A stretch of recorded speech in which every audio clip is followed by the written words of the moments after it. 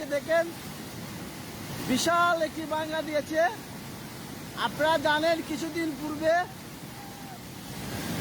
এদিক দিয়ে ভাঙা দিয়েছিল, কিন্তু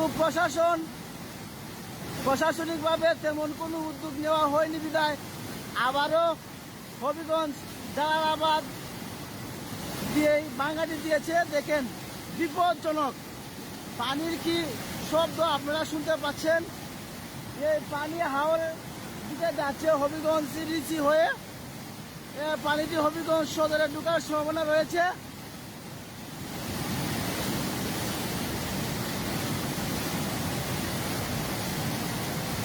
অসংখ্য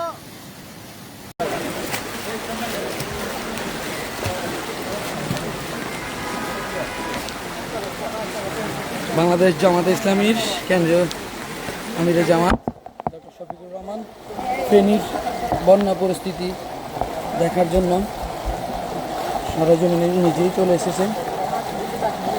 এখন যিনি রয়েছেন ফেনীতে।